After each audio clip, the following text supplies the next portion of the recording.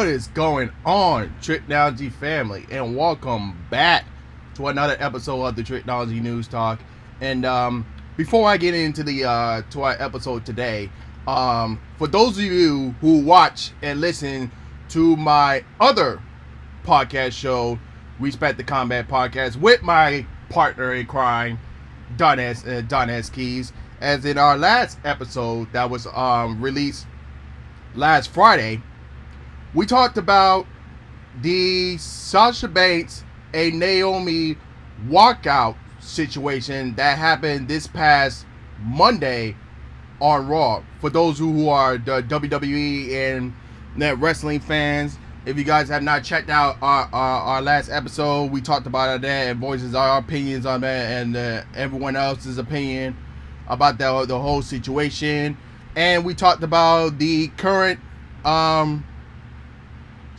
recurrent run of the 2022 NBA Conference Finals, the West and the East.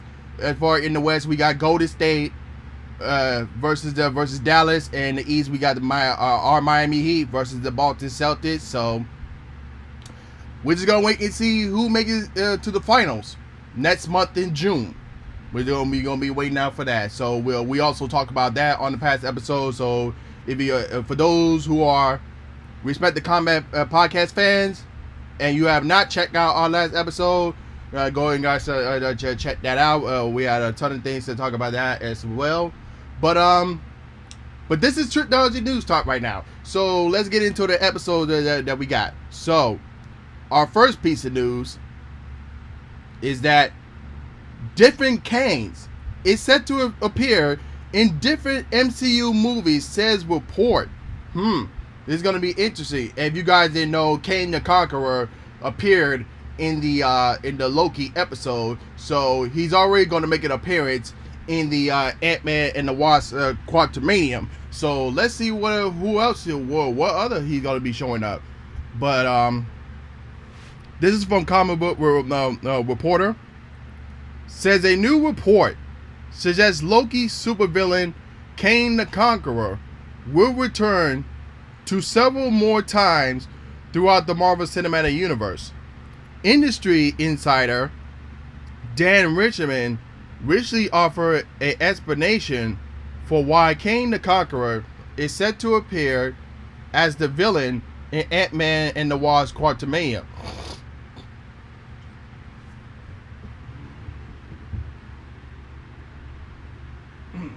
Excuse me there. I had to take a little water break. My throat was a little itchy, but back to the story.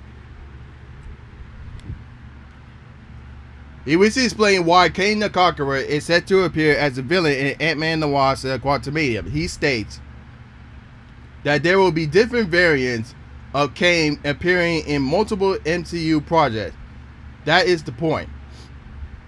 Kane is immediately killed by Sylvia in Loki, but not before he tells her that he will be seeing her soon, indicate the return of his evil counterparts. Major himself later confirmed that Kane is in Loki, indifferent from the one to appear in Ant-Man 3. The character is different, so you move a different way. My philosophy has shifted because the character, he's just a different guy. So I can't wait to see what his counterpart going to be in Ant-Man and the Wasp Quantumanium, and let's see what other appearances is he going to be making. Will he be back for Loki season 2? That remains to be seen. But that's a very interesting story there. Married with the Children, as the original cast returned for a new animated version. That's going to be very interesting. And this is what Deadline has reported. Another classic 1990s comedy is making a comeback. An animated revival of Married with Children. Headlined by the original series stars Katie Samuel, Ed O'Neill, Christina Aguilera, Applegate, and David Faraso, is beginning pitch to networks and streamers. Is getting strong interest, sources tell Deadline. The new take on the 1987's Fox sitcom It's written by Family Guy executive producer Alex Carter, who served as a showrunner. Sony Pictures Television, which owns distributes the original series, has been working on an animated project for over a year and closed deals with a quarter of Married with Children stars before taking it out. Fox, Hulu, and Peacock are considering local desolations. If I had to take a guess, it probably gonna be on. Well, Fox and Hulu are the same thing, so that shall be a word. So technically, it's either gonna be with it's really just a toss up between Hulu and Peacock, because if it is gonna be on Fox, then the next episode is gonna be released on Hulu. So that's still a win-win for Fox and Hulu, but it just depends on if they're gonna be showing it on Fox. That's the thing. But we'll see. Where it's gonna land, and hopefully we get more details on that. Firestar bombs horribly at the box office. Ain't that a surprise? So this is what Forum has reported. The film, which it got a miserable reviews and a C- from the Cinema Score, animated and no required campaign, earned just about 3.8 million domestic and 5.8 million worldwide over the weekend. To be fair, this is a estimate of when Universal and Focus were almost a single-handedly keeping theaters in business in the late 2020.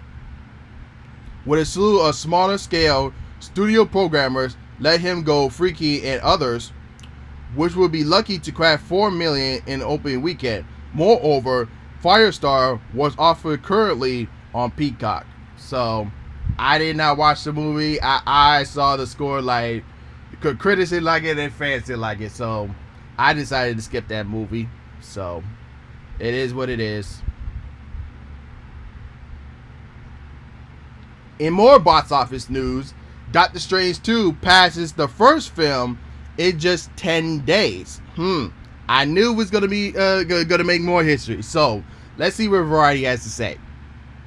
In its second week of the release, the latest installment in Disney's Marvel Cinematic Universe has collected $61 million from 4,504 North American theaters, in ticket sales plunged from 75 from its opening weekend. However, in sizable delay, it's no surprise that Doctor Strange 2 is coming from the 11th biggest opening in history with 187 million. 10 days after 10 days on the big screen, it took less than 2 weeks for Doctor Strange in the Multiverse of Madness to outpace its predecessor at the box office. The original Doctor Strange ended its theatrical run in 2016 with 232 million domestically and 677 million globally. So, I said it before and I'll say it again.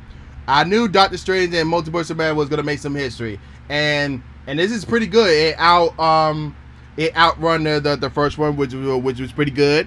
And let's see what how it's gonna do for the rest of its run, because I'm hearing rumors that Doctor Strange 2 will be released on Disney Plus at the end of June. Again, it's just a rumor, but we'll see how it goes. We got our first trailer of Chris Hemsworth's Spider-Head from Netflix. So this is what Comic Book Read has reported. The clip shows action star Chris Hemsworth, known for playing more in his physical demanding roles, turned mad scientist, as the head of an experiment conducted at the Spider-Head Planetarium, where Miles Taylor and Drew Sellerman, played Jeff and Rachel respectively, are being kept. The two prisoners volunteer to make an emotional alternate drugs in order to make it shorten their sentences, leading them to grapple with their past. So, from that, this looks very interesting.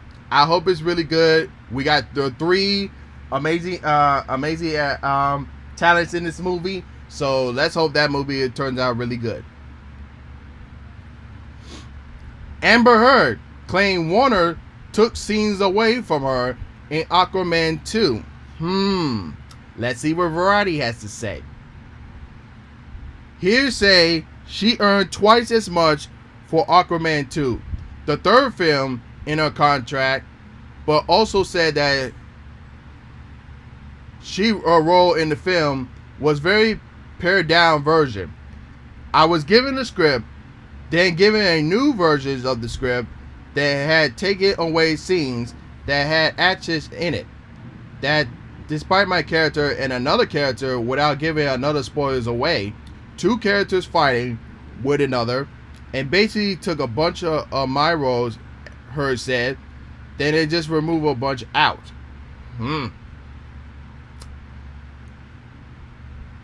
You know, with this whole Amber Heard situation, I said it before that you could get wherever like contract they already started shooting Aquaman 2 already. Just keep her as the way it is, and if you're gonna make a third one, so that's where the contracts and negotiations go from there. So we all been pitching that we want her to be replaced. I even said Emily Kirker could be her replacement, but we'll see how it goes. Star Wars won't recast younger versions of classic characters anymore. Wow. That's going to be very interesting. So, this is what Screen Rant has reported. In an expensive Star Wars profile with Vanity Fair, Lucasfilm Lucasfilm president Kathleen Kennedy opened up about a young Han Solo recasting for the 2018 anthology movie centered on the character. When asked about the possibility of other iconic character getting the same treatment, Kennedy confirmed that the Star Wars franchise won't be recasting of any other characters in the same variety. With the studio having learned their lesson after Solo's failure, see what Kennedy said below. Excuse me. There should be more moments along the way where you can learn things. Now it does seem abundantly clear that we can do that. So,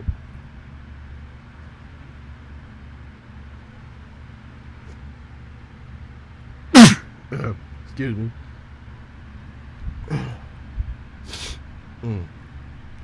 I'm just very curious of where this gonna lead into future Star Wars project.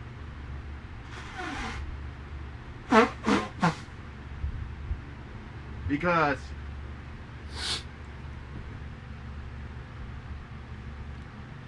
it's gonna be very difficult, because I know they have the CGI technology to make them look younger and other stuff, but what if they can't? What if the original actors can't do anymore? That's the question you have to ask. But I trust Star Wars of what they're doing, and we'll see how it goes from there. Spider-Man director Joe Watts is developing a new Star Wars series. This is going to be very interesting. This is what Variety has to say. Rumors that the first circulated in February that Tom Holland's Spider-Man director Joe Watts is circulating a Star Wars television series at Disney+. But a new report Variety Fair now confirms the show.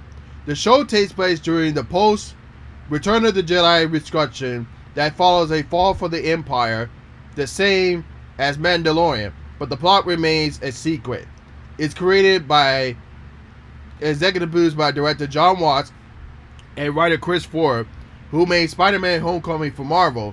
Inside Lucasfilm, the show is being described as a galactic version of the classic Amber coming of the age adventure films from the 80s. So, this is going to be very interesting, and I want to know more about the plot. So we gotta have an idea what the story is about. But we already got a clue that it takes place right after Return of the Jedi. So this is gonna be very interesting. So I got a new report to talk about now.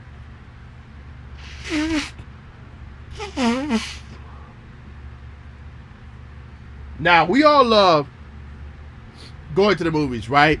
But there are 10 things that we hate about going to the movies. So I'm going to give you 10 things, and I hope you agree with some of these. So, number 10 is phone. Excuse me. Now, we all hate when phones ring and all that other stuff, and we don't want to be distracted. And they tell you to put your phones away before the movie starts, but you still see people with their phones and all that other stuff. So that's annoying. Number 9, lines. 8, crying babies. Oh my goodness. I hate freaking crying baby, especially when you try to go to a Disney movie and you see all these crying babies. Oh my goodness. Like, you don't know how to control your children? Like, oh my God. Let's move on.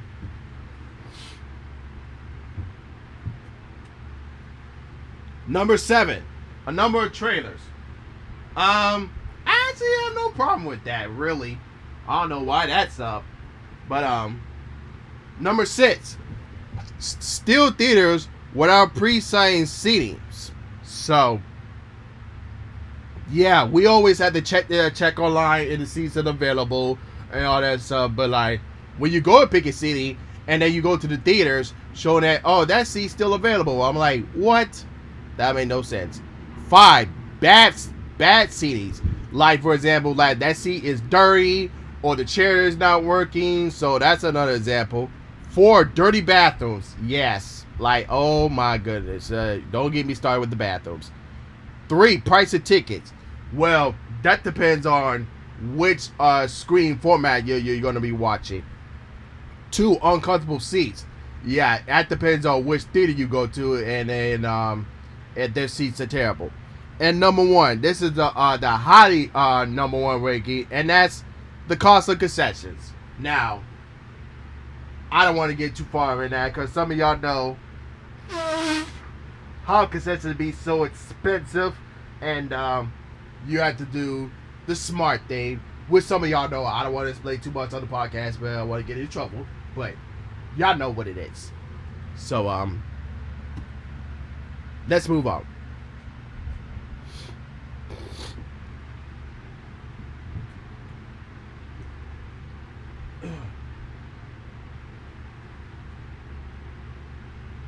Yellowstone prequel 1932 casts Harrison Ford and Helen Mirren. So this is going to be very interesting, and this is what the Wrap has reported.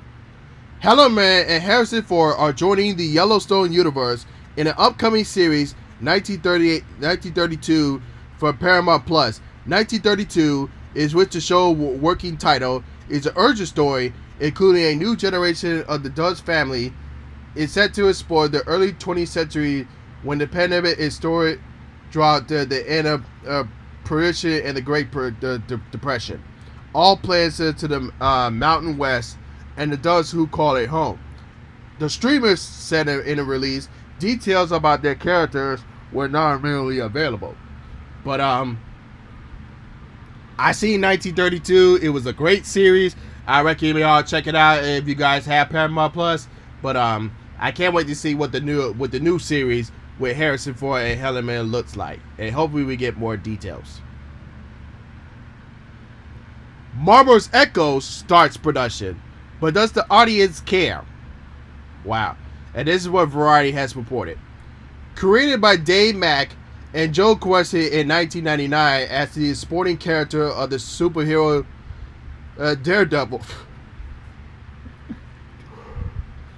Maya Lopez as Echo is a deaf sentimental woman with an Olympic level athletic skills and ability to perform copy people's movements. In Hawkeye, the characters was depicted as the leader of the Tracks Suit Mafia. The series will see Mafia leave New York from her hometown, which she reconnect with her roots and end up in the center of a new crisis. Echo stars a large jury cast, which includes Sepe Spencer, Todia Cordell, Davy Jacobs, Cody Lightning, Graham Greene, and Zach Crowe. Indigenous directors Sidney Freelance and Catherine McKee helmed the series, which is executive produced by Kevin Feige. So,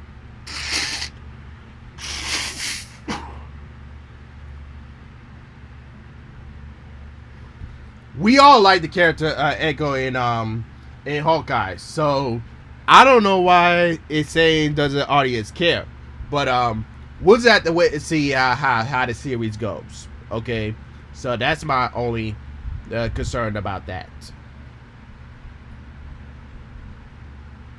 Disney signed a deal to Stan Lee's likeness rights with cameos returning.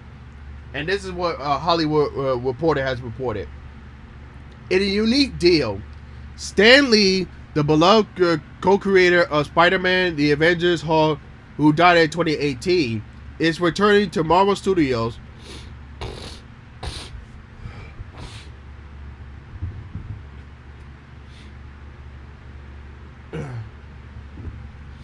Marvel has signed a 20-year deal with Stan Lee, Universal, an adventure between Genius Borders International and Power Entertainment, to license the name and likeness of Lee for use of future films and television productions, as well as Disney theme parks, various experiences, and merchandising. The audience reversed that if it's done with taste and class, and respectful for who he was. And it will be welcome, said Hayward. He is a beloved personality, and long before you and I are gone, he will remain the essence of Marvel, said Andy Werner, chairman and CEO of G Brands. It is a board deal. Now, at first, before I read the story, I was kind of a little concerned on like why they would bring back like that doesn't make sense. So it only made sense if it was really here to do the cameos. But after reading this story, I can say I can trust them, but I hope it turns out really good at the end. That's all I'm hoping for. Okay, that's all I'm gonna say about that.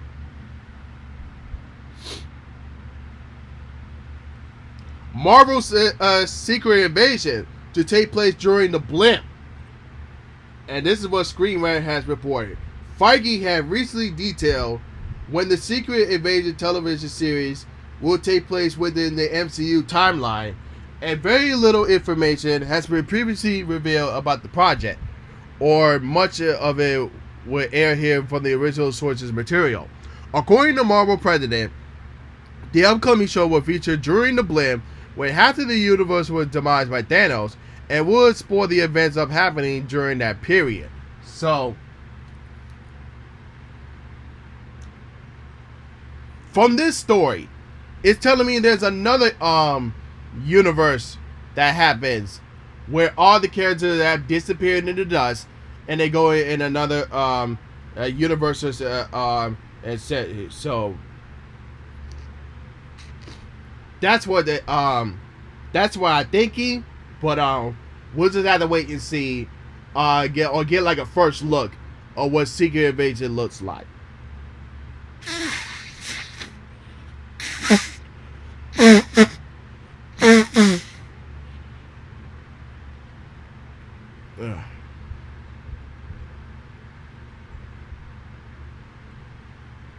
Top Gun Maverick got a 5-minute standing ovation at the Cannes, and this is what Variety has reported. It was an extravaganza that includes an appearance from 8 fighter jets spewing the red and white and blue smoke behind the team, as crews and other members of the film's cast look on for the red carpet below. These colors were featured prominently in both the French and American flags, an infinity piece of the cinema. The festival crowd a joyful interaction of the film during the screening. Cheers and gasping stuns. A overwhelming response came when Val Kilmer, who starred as Cruz's nemesis Iceman in the original film, appeared. The screening ended with a 5-minute standing ovation from the crowd. So, I'm definitely going to be checking out this movie when it opens up this upcoming weekend, and we'll be definitely doing a movie review in the next episode.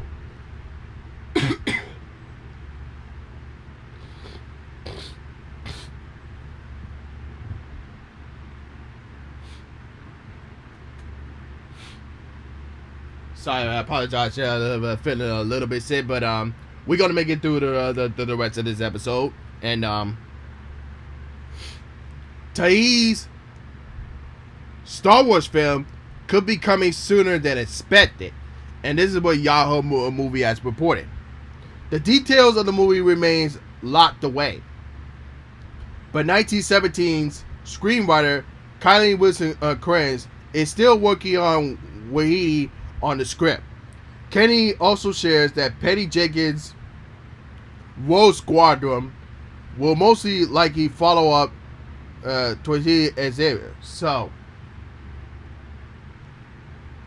I don't know if both Tahiti's and Patty Jenkins' movie going to be released in 2023, or one going to be released in 2023 and then the other one's going to be released in 2024.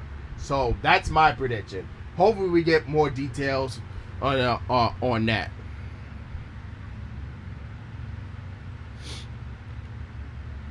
And Al Horn is coming to Warner Brothers. And this is what podcast reported. Horn confirmed that he has in talks with Zatnar about returning to the studio where he made his name.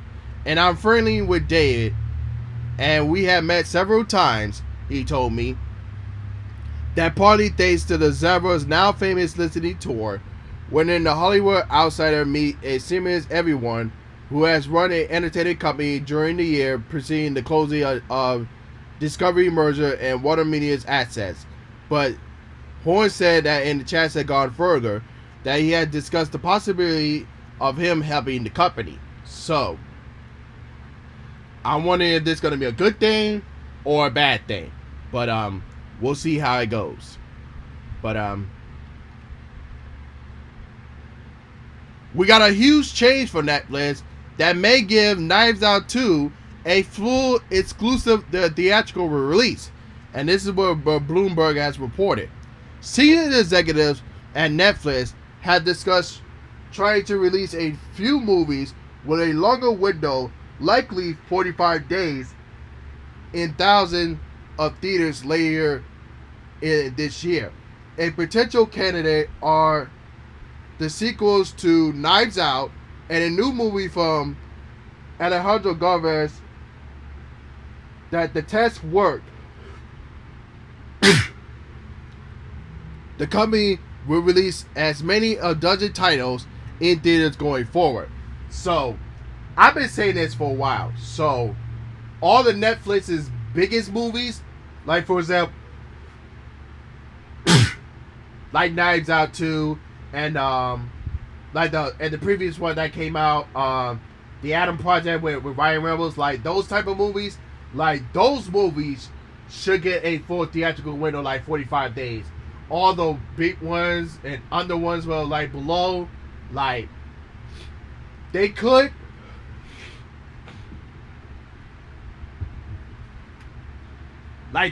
get the theatrical window, but maybe like 35 days or less or something like that. But just to give those movies a chance to shine on the big screen. But like I said, all the big ones, the big budget movies from Netflix, those are the ones that should get a theatrical window like 45 days. For example, Knives Out 2. So that's my full opinion on that. So, and we got a runtime for Thor: Love and Thunder, and that said this will be the shortest one ever. So let me read this report. The reported runtime for Thor: Love and Thunder suggests the film will be one of the Marvel Cinematic Universe's shortest adventures. According to Australian cinema chair Event Cinema, Thor's upcoming blockbuster clocked in at 115 minutes or 1 hour and 55 minutes. Neither Disney or Marvel Studios have addressed the illegal time, but if that is correct, Love and Thunder will be one of the shortest movies in the entire MCU. The only movies in the cinematic universe that spotted a shorter runtime was The Incredible Hulk and Thor: The Dark World, both which have clocked in at 112 minutes. There's a couple of MCU movies that match Love and Thunder reported runtime, namely the first Thor and Doctor Strange. So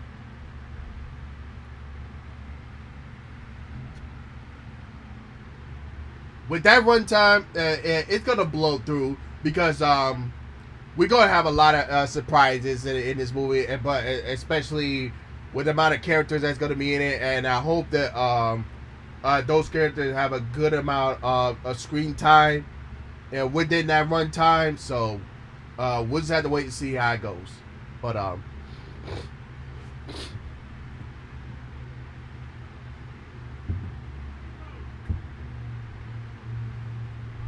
do we get?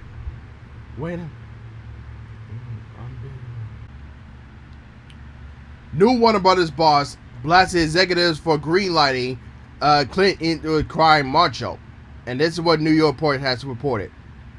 Crying Macho grasped a little than more than 15.5 million worldwide, despite the report budget for 33 million. During the meeting, studio heads acknowledged that they had doubted whether Crying Macho will be profitable. Sattler then reported they have asked why the film was made, that the executive knew that it would be a flop. The studio bosses said that they have replied to Sattler that they felt indebtable that Easter's because of extreme hits that had delivered over the 15-year career in the studio. But Sattler was unimpressed, according to the journal, that he has underlined that he doesn't owe favors to anyone. Zata then quoted a famous line from 1996 Tom Cruise hit film Jerry Maguire. "It's not show friends, it's show business," he told them. So, I ain't got really too much to say about it, but Crying Macho was a very interesting movie. It did release during last year when Warner Brothers did the day-to-day release, and with that report, I felt like it should have been a HBO Max exclusive and not go into theaters from this report we just read. So, but it is what it is. Let's move on. All DC movies to be theatrical per the new rule from Warner Brothers. And speaking of that, me and Alex, who was previously a guest on our show, we have talked about that. So let's see what Hollywood Reporter has reported. Sources say that the decision to shut the project down occurred several weeks ago. According to insiders, the leadership of Warner Brothers Discovery, a new company combining Discovery and Warner Brothers, and now being the lead CEO David Zaslav, is opposing a mandate for DC movies should be now made a theatrical first goal. Warner Twins, the way it has been converted, was too nice for one sources. But yeah, when I had Alec Keys on my show, we had mentioned that all DC movies should be a theatrical release. But per to past week, we saw that Batgirl and Blue Beetle was going to be an HBO Max exclusive, but now they are going to be a theatrical release. So this is good news for DC, and hopefully they get their own production company and division for Warner Brothers, just like Disney's doing with Marvel Studios. So, well, we'll see how that goes.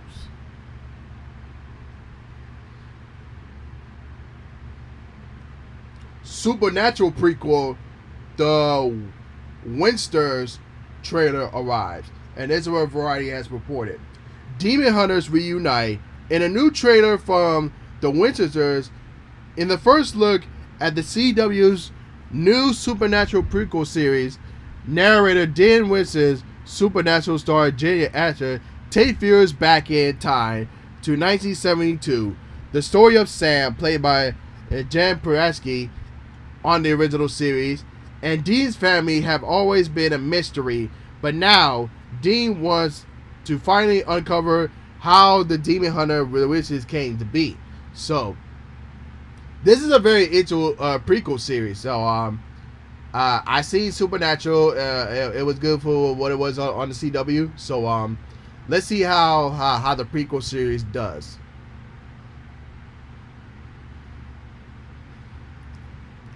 Disney Plus, the Daredevil reboot, signs off a Covert Affairs writers.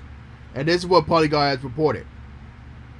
Variety reported that Matt Korsman and Chris Orman are attached to write and executive produce a new series for the hero that will stream exclusively on Disney Plus. Corman and Orman have worked together for several years, co-creating shows like USA's Covert Affairs, as well as executive producing series like The Enemy Within and The Brave. This hiring would cover a long-standing rumors that a Disney Plus series that was intimate and currently fits all the recent MCU setup, which suggests a reboot for the Netflix series that was canceled in 2018. So I just can't wait for the Daredevil to come back. Hopefully we get the other Marvel Netflix shows like Luke Cage, Jessica Jones, Iron Fist, and Punisher to come back as well. And then lastly for today, She-Hulk become the biggest Disney Plus MCU online trailer debut. And this is what Hollywood Reporter has reported. Fans currently liked it when she was angry. The first trailer for She-Hulk Eternity at Law ripped through 78 million views in the first 24 hours. That the trailer was online Tuesday. That the enormous viewership in the second longest trailer debut for a Marvel Studios series, behind the 2021's Falcon and the Winter Soldier. That includes a Super Bowl spot, the first look of the series, which stars Timmy and Matt, spread through social media like wildfire. Enemy becoming a #1 trend on Twitter.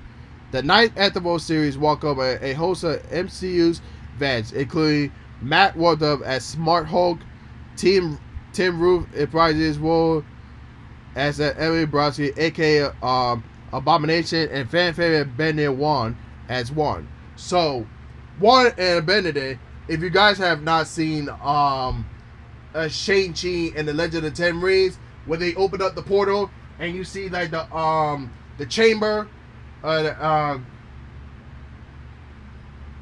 you see like this chamber light that you guys saw is very familiar to what you saw in the She-Hulk trailer. So that gave us a hint that Wong and Abomination was going to be in She-Hulk. So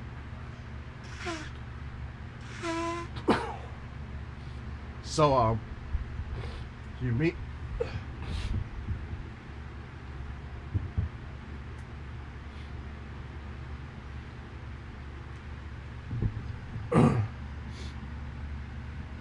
So like I said, but we just can't wait for the She-Hulk series to come out and see how it goes. But that's our episode for today.